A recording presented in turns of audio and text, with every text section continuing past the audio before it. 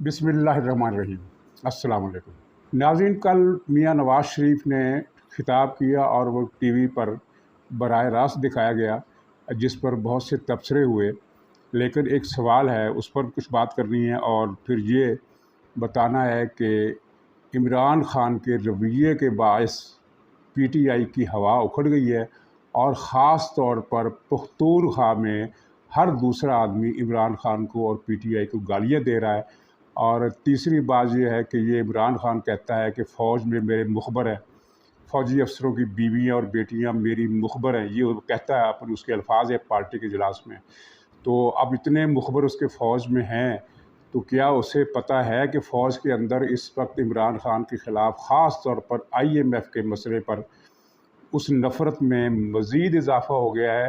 وہ نفرت جو سانحہ لسبیلا کے بعد پی ٹی آئی کی طرف سے چلائی جانے والی ایک غلیظ مہم کے باعث پہ شدید ہوئی تھی اور اب شدید تر ہو گئی ہے۔ مجھے نہیں پتا کہ مخبروں نے یہ خبر عمران خان کو دے دی ہے یا نہیں دے دی ہے۔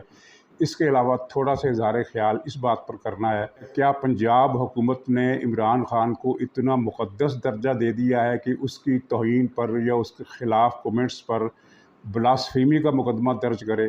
تو یہ چار موضوعات ہیں۔ اس کے علاوہ شروع میں یہ بتاؤں گا کہ یہ جو سیلاب کا ایشو ہے، خاص طور پر پختونخوا میں، سندھ میں اور بلوچستان میں جو تباہی آئی وہ بارشوں کے سبب سے آئی، اور یہاں کچھ احمق حضرات ایسے ہیں، وہ یہ کہہ رہے ہیں کہ کالا باغ ڈیم نہ بننے کی وجہ سے یہ تباہی آئی۔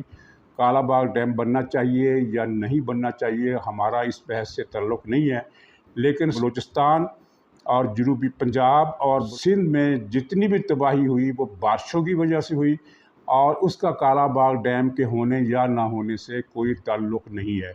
یہاں تک کہ پختونخوا کے جو شمالی علاقے میں تباہی آئی، اس کا سبب بھی کالا باغ ڈیم کا نہ ہونا نہیں ہے، کیونکہ کالا باغ ڈیم تک تو وہ پانی پہنچا ہی نہیں، یعنی کالا باغ ڈیم کی جگہ پر جہاں بنائے جانے کی تجویز ہے وہاں تک تو وہ پانی پہنچا ہی نہیں، اور رستے میں اس نے ہر چیز تباہ کر دی۔ اور یہ تباہی جو آئی ہے یہ مراد سعید کی وجہ سے آئی ہے، جس آدمی کا نام نامراد ہونا چاہیے، کیونکہ اس نے کروڑوں روپے رشوت لے کر سوات اور کلام کے دریاؤں کی گزرگاہوں میں ہوٹلوں کی تعمیر کی اجازت دی۔ اربوں روپے کے ہوٹل اس نے بنوائے، اور وہ ہوٹل بھی سب مسمار ہو گئے، تباہ ہو گئے، کچھ تو بالکل ہی صفحہ ہستی سے مٹ گئے، کچھ برباد ہو گئے۔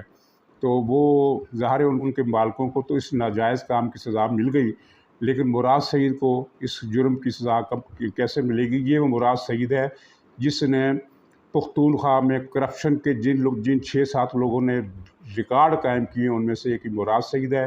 اس کے بارے میں یہ خبریں بھی آئی تھیں لیکن پھر دبا دی گئیں کہ اس کا جو محکمہ تھا مواصلات کا اور ڈاک خانے کا، اس میں اس نے 70-80 ارب روپے کا غبن کیا ہے، کرپشن کیا ہے، بلکہ اس سے بھی زیادہ کا، کیونکہ یہ اندازے ہیں، ابھی تک موجودہ حکومت نے اس بارے میں مکمل تحقیقات نہیں کی ہیں، ورنہ تحقیقات کرائی جائیں تو کہا جاتا ہے کہ عمران خان کے دور حکومت میں وفاق میں، پنجاب میں اور پختونخوا میں ہزاروں ارب روپے کی کرپشن ہوئی ہے۔ اور ناظرین، ایک تو تباہی کا سبب یہ تھا، سوات اور کلام وغیرہ میں تباہی کا سبب مراد صحیح تھا، اور باقی علاقوں میں جو زیادہ تباہی ہوئی ہے وہاں کے چشمدید جو راوی ہیں، وہاں کے لوگ ہیں، جنہوں نے بتایا ہے کہ زیادہ نقصان اس لیے ہوا کہ دریاؤں میں بے شمار کٹی ہوئی لکڑی تھی جو آ کے ٹکراتی تھی اور مکان گر جاتے تھے۔ تو یہ کٹی ہوئی لکڑی کیا تھی؟ یہ وہ لکڑی تھی جو پی ٹی آئی نے پختونخوا میں جنگلات کے صفائی کے بعد کاٹی تھی۔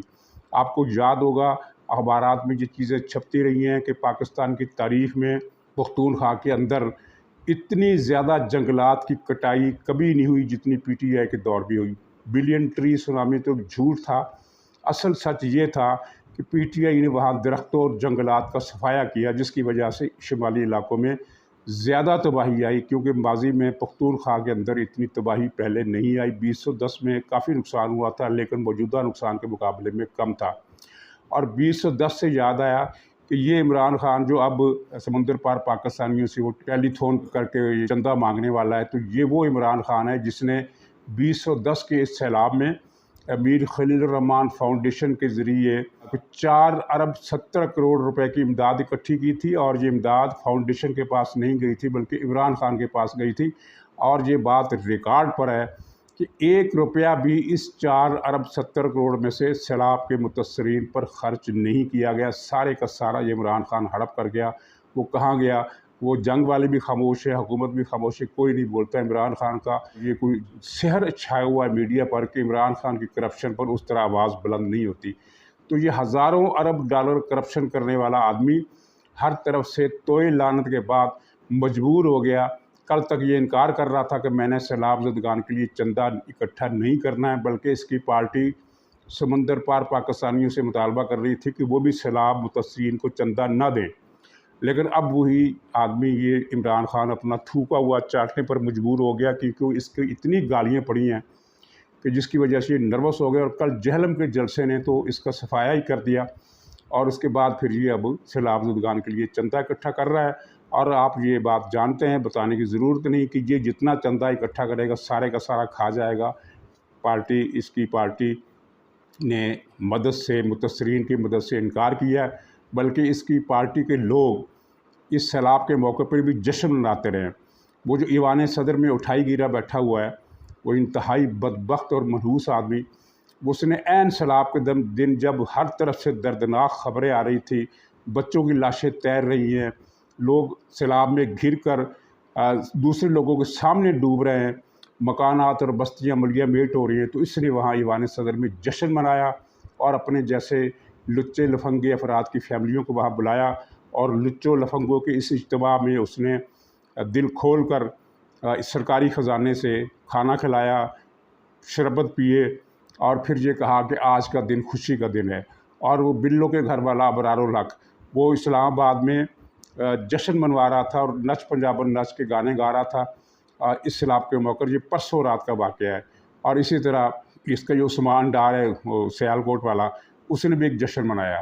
تو یہ لوگ ہیں، یہ مدد کیا کریں گے؟ اس سے آگے بڑھتے ہیں تو میاں نواز شریف صاحب کی تقریر جو ٹی وی پر نشر ہوئی ہے، اس سے لیگی کارکنوں کو ایک حوصلہ افزا پیغام تو گیا، لیکن سوال یہ ہے کہ کیا یہ ٹی وی پر ان کی تقریروں پر سے پابندی اٹھا لی گئی ہے؟ ابھی تک اس کا جواب نہیں ملا۔ کیا یہ ون ٹائم آزادی تھی؟ اور ناظرین، یہ عجیب مسئلہ ہے کہ ابھی تک حل نہیں ہو سکا کہ نواز شریف کی تقریروں پر پابندی ٹی وی پر نشر ہونے پر، اخبارات میں فلیش ہونے پر کیوں لگائی گئی تھی؟ اس لیے کہ بہانہ یہ بنایا گیا تھا کہ انہوں نے فوج پر گجرانوالہ کے جلسے میں کچھ تنقید کی تھی، فوج کی مذمت نہیں کی تھی، فوج کو گالی نہیں دی تھی، فوج کو میر جعفر نہیں کہا تھا۔ عمران خان نے 1000 گنا زیادہ مذمت کی اور گالیاں بھی دیں۔ اس کی تقریر پر ابھی تک کوئی پابندی کسی نے نہیں لگائی ہے۔ یہ جو پابندی لگی ہے عمران خان کی تقریر پر، یہ لائیو تقریر دکھانے پر ہے۔ لائیو کے علاوہ عمران خان کی ہر بات ٹی وی پر نشر ہو رہی ہے، اس کی پریس کانفرنسیں دکھائی جا رہی ہیں، اس کی بیانات دکھائے جا رہے ہیں، اس کے بیانات، تقریریں، پارٹی کے اندر کے اجلاس کی صدارت، ہر چیز وہ جو کہتا ہے وہ ٹی وی پر نشر ہوتی ہے۔ صرف یہ ہے کہ وہ براہ راست جو تھی وہ نشر نہیں ہوتی۔ جبکہ نواز شریف صاحب پر جو پابندی ہے وہ یہ ہے کہ ان کا کوئی بھی خطاب ریکارڈ شدہ بھی، پرانا بھی، ٹی وی پر آپ نہیں چلا سکتے۔ اس میں حیرت اور اسرار کی ایک تو یہ بات ہو گئی کہ عمران خان نے 10,000 گنا زیادہ سخت باتیں کی، گالیاں دی، میر جعفر کہا، میر صادق کہا، غدار کہا، پتہ نہیں کیا کیا کہا، جانور کہا، ہر گالی اس نے دے دی، لیکن اس پر ابھی تک پابندی نہیں لگائی گئی ہے۔ وہی پیمرا ہے، وہی عمران خان کا پیمرا ہے، کیونکہ یہ میاں شہباز شریف صاحب نے پیمرا کی ذمہ دار مناسب جتنے بھی ہیں وہ سب عمران خان کے وفاداروں کو دی ہے۔ تو عمران خان پر پابندی کا یہ جو شور مچا رہے ہیں وہ جھوٹ ہے، اس لیے کہ پابندی تو لگی نہیں ہے۔ عمران خان کی کون سی ایکٹیویٹی ہے جو ٹی وی پر نشر نہیں ہوتی؟ پابندی صرف ٹائمنگ پر لگی ہے کہ براہ راست نہیں دکھا سکتے، آدھا گھنٹے کے بعد سارے چینل سب کچھ دکھا رہے ہوتے ہیں، ریکارڈ شدہ تقریریں دیکھ کر ان میں سے کوئی قابل اعتراض فکرہ نہ ہو۔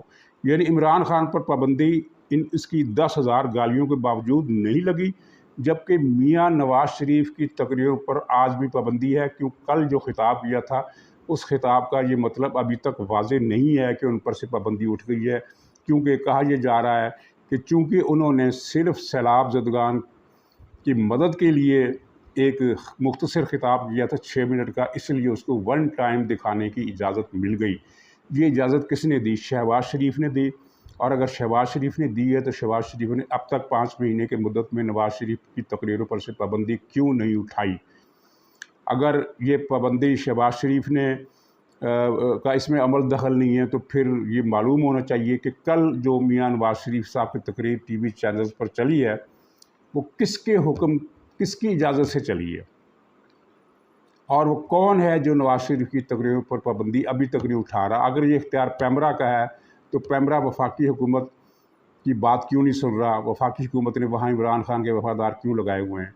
تو نواز شریف صاحب کی تقریر ابھی تک واضح نہیں ہے کہ ون ٹائم معاملہ تھا یا کیا تھا۔ نواز شریف کو چاہیے کہ انہوں نے یہ سیلاب کے بارے میں جو خطاب کیا وہ بہت اچھا خطاب تھا، پورے ملک میں اس کی تعریف ہوئی ہے، لیکن اس پر اکتفا نہیں ہونا چاہیے۔ نواز شریف صاحب کو معاشی اور سیاسی بحران کے حل کے لیے لندن میں بیٹھ کر ہی بیانات اور خطابات کا سلسلہ شروع کرنا چاہیے۔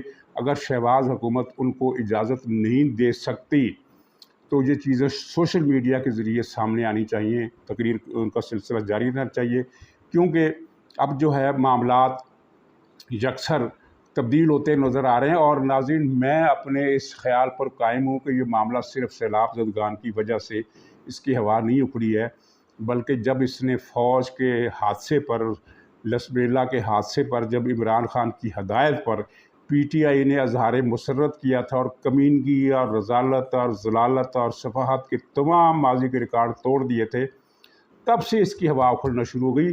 اور فارن فنڈنگ کیس کے فیصلے سے بھی شہری آبادی کا ایک بڑا طبقہ جو تھا وہ متاثر ہوا، اور عمران خان کی زوال کا آغاز فارن فنڈنگ کے فیصلے سے ہو گیا تھا، اور ان کا نفسیاتی مورال ڈاؤن تب ہوا تھا، اس کو بھی مدت ہو گئی، یعنی یہ 25 مئی کو جب اس کا لانگ مارچ ٹائیں فش ہوا تھا، اور جس کے بعد اس نے جھوٹ بولا تھا کہ چونکہ خون ریزی کا خطرہ تھا اس لیے میں نے مارچ کال آف کر دیا۔ یہ اتنا بڑا جھوٹ ہے، ٹی وی پر ہر چیز چلتی رہی ہے کہ وہاں لوگ ہی نہیں پہنچے تھے، صرف چند 100 لوگ جو گلگت بلتستان سے کچھ گنڈا عناصر آئے ہوئے تھے، انہوں نے وہاں درختوں کو آگ لگائی، اور درختوں کو آگ لگانے کے بعد رینجرز آ گئی تو، اور عمران خان کے جلوس میں لوگ بھی نہیں تھے۔ ٹوٹل 12 یا 13 ہزار کا قافلہ پختونخوا سے چلا تھا، اور جب وہ اسلام آباد میں پہنچا تو 6 یا 7 ہزار کا رہ گیا تھا۔ تو یہ 6 یا 7 ہزار کے قافلے کو اگر یہ لے کر ریڈ زون میں چلا بھی جاتا تو ان 6 یا 7 ہزار میں سے بھی 5 ہزار نے شام تک واپس چلے جانا تھا، اس کے پاس 1.5-2 ہزار رہ جانے تھے۔ اور جس طرح پرسوں جہلم کا جلسہ ہوا تو وہاں آپ نے دیکھا کہ اگر یہ کہا جائے کہ 3000 لوگ تھے تو یہ بھی مبالغہ تھا، 3000 سے بھی کم لوگ تھے، بعض کا تو کہنا 1500 لوگ تھے، بالکل بکھر کر کھڑے ہوئے تھے۔ اور تب بھی وہ جو منظر تھا، جو ویو بنتا تھا، وہ اتنا مایوس کن تھا کہ وہ آپ خود دیکھ سکتے ہیں کہ اس میں کیا تھا۔ لیکن جن لوگوں نے جلسہ گاہ میں گھوم کر یہ گنتی کا اندازہ لگایا، ان کا یہ کہنا ہے کہ 2.5 ہزار تھے، 3000 بھی نہیں تھے۔ تو یہ باقی سندھ میں تو جو مسئلہ ہے وہ ہے، پنجاب میں بھی اس کی ہوا اکھڑ رہی ہے، لیکن سب سے اہم بات یہ ہے کہ پختونخوا جو اس کا بہت مضبوط قلعہ تھا، وہاں اس کے حامی اس کو گالیاں دے رہے ہیں، کیونکہ مشہور تو خیر وہی واقعہ ہوا ہے نا، وہ جس میں 5 آدمی مدد کے لیے 5 گھنٹے تک فریاد کرتے رہے اور لوگ حکومت کو اطلاع کرتے رہے، لیکن وہ سرکار کا ہیلی کاپٹر نہیں گیا۔ اور پھر بیرسٹر سیف نے یہ جھوٹ بولا کہ ان ہیلی کاپٹروں سے جو وزیر اعلیٰ کے پاس ہیں 2 ہیلی کاپٹر، وہ ریسکیو کر ہی نہیں سکتے، وہ تو صرف سفر کے لیے ہیں۔ یہ سیف کا جھوٹ اگلے دن غلط ثابت ہو گیا جب پختونخوا کی حکومت نے یہ اعلان کر دیا کہ 1000 گالیاں کھانے کے بعد عوام کی طرف سے پختونخوا کی حکومت نے اعلان کر دیا کہ یہ دونوں ہیلی کاپٹر اب ریسکیو کریں گے۔ اس کا مطلب ہے کہ بیرسٹر سیف نے جو مشرف کا خاص چمچہ تھا اس نے جھوٹ بولا۔ ناظرین، یہ اس میں کچھ لوگ یہ کہتے ہیں کہ اگر ہوا اکھڑ گئی ہے تو کراچی میں یہ اس کا امیدوار کیسے جیت گیا؟ تو اس کو آپ پی ٹی آئی کی لک سمجھیے، خوش قسمتی سمجھیے، اتفاق سمجھیے۔ میں اس کی حقیقت بتا سکتا ہوں پوری تفصیل کے ساتھ، خلاصہ میں آپ کو صرف یہ بتاتا ہوں کہ اس میں الطاف حسین نے لندن سے مہاجروں سے کہا تھا کہ آپ نے اس الیکشن کا بائیکاٹ کرنا ہے، چنانچہ مہاجر آبادی نے بائیکاٹ کیا، ورنہ وہ ایم کیو ایم کو کوئی طاقت شکست نہیں دے سکتی تھی۔ اور اس بائیکاٹ کی وجہ سے صرف 16 یا 17% ووٹروں نے ووٹ دیا۔ اور اس میں جو اہم بات ہے میں جو آپ کو بتانے والا ہوں، پوری ذمہ داری کے ساتھ بتانے والا ہوں، وہ یہ ہے کہ وہاں جماعت اسلامی کا ووٹر جو تھا وہ نیگیٹو اسٹریٹجی کے تحت मैदान में आया और उसने जोक दर जोक वहाँ पीटीआई को वोट डाले। पीटीआई के उम्मीदवार को शायद 25,000 वोट मिले या 26,000, मुझे याद नहीं है। तो इन 26,000 वोटों में से कम भी 15,000 वोट जमात इस्लामी का था। और जमात इस्लामी ने ये वोट क्यों डाला, वो अपनी जगह हक बजाना है, इसलिए कि MQM ने अपने 25 साला दौरे उरूज में जमात इस्लामी के साथ हर तरह का जुल्म किया, चाहे वो फ़ारूक सत्तार का ग्रुप हो, चाहे वो मुस्तफ़ा कमाल का ग्रुप हो, चाहे वो MQM लंदन हो या MQM पाकिस्तान हो। यानी MQM जिस जमात का नाम है, उसका कोई भी धड़ा हो, इन लोगों ने जमात इस्लामी के कारकुनों को अगवा किया, इनके घरों पर हमले किए, इनके घर जलाए, इनकी दफातर जलाए, कुर्बानी की खालें जो सबसे ज़्यादा जमात इस्लामी को कराची में मिलती रही हैं, ये छीन कर ले जाते रहे, उनके कैंप उखाड़ दिए, इनके छोटे छोटे बच्चों तक को अगवा किया। और जुल्म की एक लंबी कहानी है जिसमें हुकूमत और रियासत उस वक्त MQM के साथ थी, क्योंकि रियासत का मफाद भी ये था कि कराची में कोई कौमी सियासी जमात का वजूद नहीं होना चाहिए। ये ज़ियाउल हक के 1980 के पॉलिसी शुरू हुई है और अब इस पॉलिसी को चलते हुए 40 साल हो गए हैं। और रियासत की पॉलिसी ये है कि कराची में किसी कौमी जमात का वजूद नहीं होना चाहिए। चुनांचे जमात इस्लामी का वोटर एक सख्त रद्द-ए-अमल का शिकार है। अगर वहाँ MQM का उम्मीदवार ना होता, पीपल्स पार्टी का उम्मीदवार खड़ा होता, तो शायद जमात इस्लामी वाले पीपल्स पार्टी को भले वोट ना देते, लेकिन वो घर में बैठे रहते। लेकिन अब वो बदले के तौर पर आए, क्योंकि खुद तो वो अपना उम्मीदवार खड़ा करके जितवा नहीं सकते थे। उन्होंने कहा कि हमने MQM का उम्मीदवार भी जीतने नहीं देना है। चुनांचे उन्होंने PTI के लोगों को वोट दिए और 15-16 हज़ार से ज़्यादा उनका वोट इस इलाके में है। ये माजी के इलेक्शन के रिकॉर्ड आप उठाकर देख लीजिए, इससे ज़्यादा वोट उन्होंने हर इलेक्शन में जीता है। और मौजूदा इलेक्शन से पहले जो सर्वे TV पर भी नशर हुए हैं, उनमें लोगों ने, जमात इस्लामी के लोगों ने बताया कि हम बल्दियाती इलेक्शन में जमात इस्लामी के उम्मीदवार को वोट देंगे और इस हल्के से इमरान खान को वोट देंगे। ये जमात ने बाकायदा एक मुहिम चलाई है कि इमरान खान के उम्मीदवार को वोट देना। इस तरह कराची से PTI को उम्मीदवार जीता। और मुस्लिम लीग का तो खैर खात्मा माशाअल्लाह मौजूदा क़यादत ने कराची से दिलचस्पी बिल्कुल ही ख़त्म करके, अंदरून सिंध भी दिलचस्पी ख़त्म, बलूचिस्तान में भी दिलचस्पी ख़त्म, कराची से भी ख़त्म, सिर्फ पंजाब की हद तक रह गए। और पुख्तूनख्वा में कुछ लोग हैं जो वहाँ बहरहाल उन्होंने एक मुस्लिम लीग ने उनका मजबूत पकड़ बना रखा है। तो वरना अगर कराची में मुस्लिम लीग होती तो उम्मीदवार खड़ा होता, एक्टिविटी होती, 10,000 वोट 8,000 वोट लेता, हार जाता, कोई बात नहीं, लेकिन एक नज़र आना चाहिए था। खैर बात लंबी हो गई। तो नाज़रीन, ये जो दूसरा जो आखिरी जो पॉइंट है मेरा, वो ये है कि जो IMF के मसले पर PTI ने जो चाल चली थी, बड़ी ख़तरनाक चाल चली थी, और जिससे उसने कहा था कि हमने पाकिस्तान की शहरक पर वार किया है, अब उसमें से वो पसपा तो हो गई है, वो पसपा हो गई है इस इशू से। लेकिन देखना है कि इसका नुकसान कितना पहुंच सकता है, कितना पहुंचेगा। तो इस पर शहरी हलकों में भी रद्द-ए-अमल है और इदारों के अंदर भी सख्त रद्द-ए-अमल है, और इतना ज़्यादा शदीद रद्द-ए-अमल है क्योंकि ये पाकिस्तान की जड़ काटने वाली बात है। ज़ाहिर है अगर IMF की किस्त नहीं मिलती तो उसके दो नुकसान आते हैं। आपकी, मैं टेक्निकल बातों की तरफ नहीं जाऊँगा, सीधी सादी जो सामने की बातें वो सिर्फ दो बयान करूँगा। सबसे ज़्यादा नुकसान एक तो इस्टेब्लिशमेंट को है, क्योंकि ज़ाहिर है उसके बेपनाह खराजात हैं। वो जब IMF पर कर्जा नहीं मिलेगा तो उनके खराजात पर जद पड़ेगी और इस्टेब्लिशमेंट को बहुत ज़्यादा दबाव का और तंगी का एहसास होगा।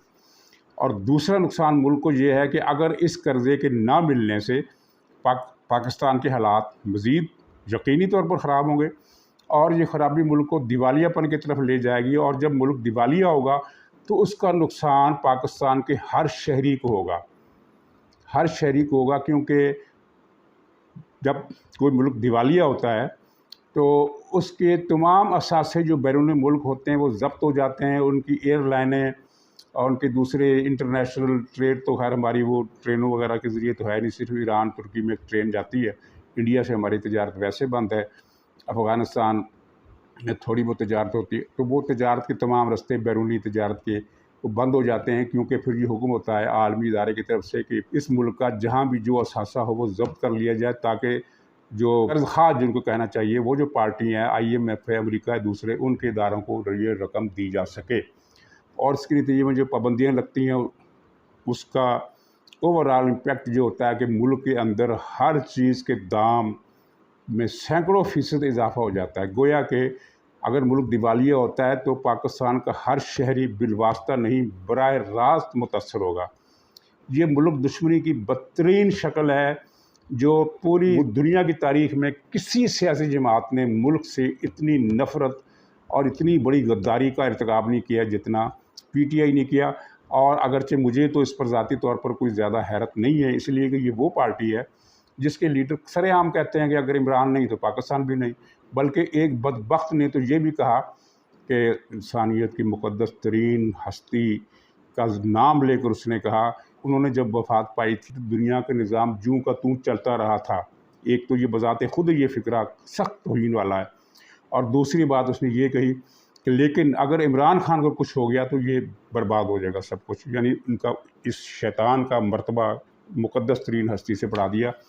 और अफसोस की बात है, नाकाबिल यकीन बात है कि इस गुस्ताखाना फ़िक्रे पर किसी ने तौहीन रसालत का मुकदमा दर्ज नहीं कराया। वो लब्बैक वाले भी तहरीक इंसाफ की हर जसारत को चुप करके पी जाते हैं। वो फ्रांस के मसले पर तो एहतजाज करते हैं, आग लगा देते हैं, लेकिन इमरान खान के मसले पर उनकी ज़ुबान से एक लफ्ज़ अदा नहीं होता। ये इसको अब क्या कहिए। नाज़रीन, वक़ार सत्ती मशहूर साफ़ी हैं, इनका तल्लुक़ जंगजू ग्रुप से है। उन्होंने एक ये काम किया कि इमरान खान ने पिछले कुछ अरसे में खुदा रसूल और मुक़द्दस शख्सियात के ख़िलाफ़ जो खुराफात बकी, उन खुराफात को इकट्ठा कर दिया एक छोटी सी वीडियो में। सबको नहीं इकट्ठा किया क्योंकि इसके खुराफात तो तकरीबन 100 से भी ज़्यादा हैं। वक़ार सत्ती साहब ने सिर्फ 10 या 12 वाक़यात इकट्ठे किए, इमरान खान के फ़िक्रे इकट्ठे करके, और उस पर यह तबसरा किया कि ये आदमी इस तरह की बातें करता है। तो उस पर पंजाब गवर्नमेंट ने ब्लास्फेमी का मुकदमा दर्ज करा दिया। ब्लास्फेमी का तर्जमा हमारे यहाँ अमूमन तौहीन रसालत किया जाता है, लेकिन ब्लास्फेमी के में खुदा रसूल अम्बिया और दीगर मज़ाहब की तमाम मुक़द्दस शख्सियात की तौहीन सब ब्लास्फेमी में दाखिल है। यानी अगर कोई अहले बैत के ख़िलाफ़ बकवास करता है तो वो भी ब्लास्फेमी है, अगर कोई सहाबा कराम के ख़िलाफ़ बात करता है तो वो भी ब्लास्फेमी है, अगर कोई पिछले पैगम्बरों के बारे में बकवास करता है तो वो भी ब्लास्फेमी है, और इवन अगर कोई किसी बहुत बड़े वली के ख़िलाफ़, जिस पर तमाम मुसलमानों का इत्तफ़ाक़ हो कि ये बहुत बड़ी हस्ती हैं, वो बेशक सहाबा कराम में से ना हो, जैसा कि शेख अब्दुल कादिर जिलानी हैं, दाता गंज बख्श हैं, या इस तरह के जो बुज़ुर्ग हस्तियाँ हैं, इमाम अबू हनीफा है, आइम्मा फ़िक़्ह है, आइम्मा हदीस हैं, कोई उनको भी गाली देता है तो ये भी ब्लास्फेमी में आता है, क्योंकि ये तौहीन मज़हब के ज़ैल में आता है। और इसी कानून के तहत आप हिंदू, ईसाई, सिख किसी भी मज़हब के बानी के ख़िलाफ़ तौहीन आमेज़ फ़िक्रे नहीं कर सकते, क्योंकि वो हर्ट होते हैं। चुनांचे ब्लास्फेमी की डेफिनेशन जो है वो वसी है, जबकि तौहीन रसालत जो है वो हजूर सल्लल्लाहु अलैहि वसल्लम की ज़ात अक़दस के बारे में की गई जसारत तक महदूद है। तो चुनांचे पंजाब हुकूमत ने जो मुकदमा दर्ज कराया है वक़ार सत्ती के ख़िलाफ़, वो है तौहीन रसालत का। अब फ़िक्रे वो तौहीन रसालत के या ब्लास्फेमी के जितने भी हैं वो सारे इमरान खान के हैं। वक़ार सत्ती का उनमें एक भी फ़िक्रा नहीं है, सब फ़िक्रे इमरान खान के। यानी जो शख्स तौहीन रसालत कर रहा है, जो खुदा की तौहीन कर रहा है, और मसलन ये कहना कि खुदा ने मुझे गलती से पैदा कर दिया, या अगर मैं दोज़ख में जाऊँगा तो मुझे क्या परवाह, मुझे तो गर्मी नहीं लगेगी, इस तरह की बातें, पागल मखबूतुल हवास जो भी उसने कहा, जिस तरह भी उसकी तशरीह कर लें। फिर ये कहना कि हजूर सल्लल्लाहु अलैहि वसल्लम की तरबियत 20 साल की, मेरी भी 20 साल की, और फिर उसके और पता नहीं कितनी कितनी खुराफात इसमें बकी हैं। तो वो उनमें से चंद खुराफात इकट्ठी करके वक़ार सत्ती ने एक किस्म का फ़ीचर तैयार किया, जो कि एक सहाफ़ी का काम है, सहाफ़ी इसी तरह के फ़ीचर बनाते हैं।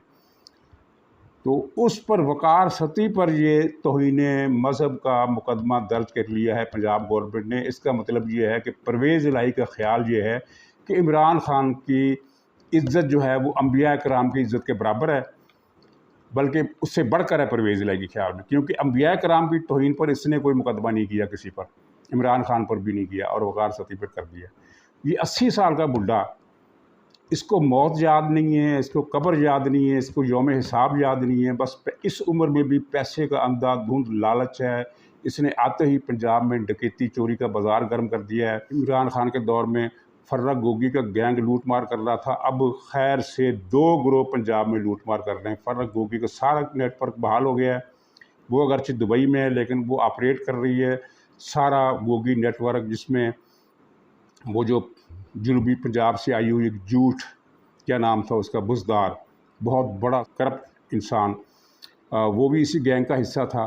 تو اب یہ دونوں گینگ، پرویز الہی گینگ اور یہ فرق گوگی گینگ، مل کر پنجاب کو لوٹ مار کر رہے ہیں۔ اور یہ اخلاقیات سے اتنا عاری شخص ہے کہ جس نے مصیبت میں ڈوبے ہوئے لوگوں کی مدد کرنے کے بجائے ان کا مذاق اڑایا اور ان کو جعلی چیک دے کر آ گیا۔ تو ناظرین، صحافیوں کی تنظیموں نے اس کا نوٹس لیا ہے۔ جسٹس اطہر میر اللہ سے امید ہے کہ وہ کارروائی کریں گے، کیونکہ انہوں نے پی ٹی آئی کے ہر شخص کو فوری انصاف دیا ہے۔ تو امید ہے کہ وہ ایک ایسے آدمی کو بھی انصاف دیں گے جو پی ٹی آئی کا نہیں ہے لیکن ہے بہرحال مظلوم۔ تو ناظرین اجازت دیجیے، انشاءاللہ اگلے پروگرام میں پھر حاضری ہوگی، تب تک کے لیے خدا حافظ۔